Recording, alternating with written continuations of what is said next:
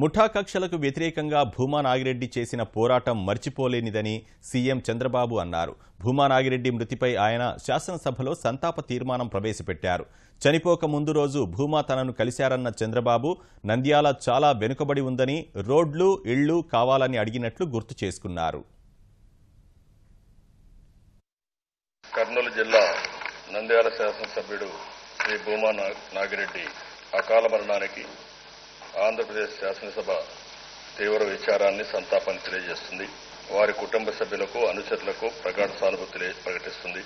25 సంవత్సరాల నాగిరెడ్డి గారి రాజకీయ జీవితం మనం చూస్తే అంచెలంచెలుగా ఎదగడమే కాకుండా ఒక సమర్థవంతమైన నాయకుడిగా ఒక ప్రగాఢ ముద్రని ఆయన వేయగలిగారు.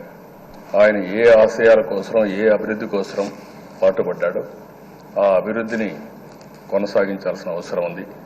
అలాంటి ధైర్యాన్ని ఆ కుటుంబ సభ్యులకు ఇవ్వాలని భగవంతుని మనస్ఫూర్తిగా ప్రార్థిస్తూ, అఖిల ప్రియ అయితే ఇంట్లో ఆడబిడ్డైన పెద్దమ్మాయి, ఆ అమ్మాయి కూడా గుండె ధైర్యంతో ముందుకు పోయి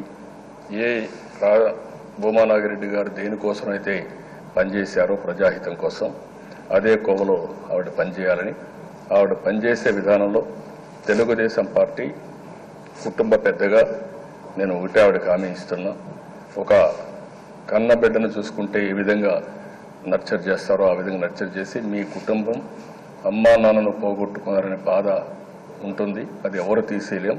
కానీ ఈ ప్రభుత్వం అన్ని విధాల అండగా ఉండి మిమ్మల్ని అన్ని విధాలా కాపాడుకుంటూ పైకి తీసుకొచ్చే బాధ్యత ఈ ప్రభుత్వం తీసుకుంటామని మరొక్కసారి హామీ ఇస్తూ, ఆయన గుర్తుండాల్సిన అవసరం ఉంది అధ్యక్ష. ఇలాంటి నాయకులు చనిపోయినప్పుడు వారు చేసిన త్యాగాలు కూడా మనకు గుర్తుండాలి, ఆ పేరు కూడా గుర్తుండాలి.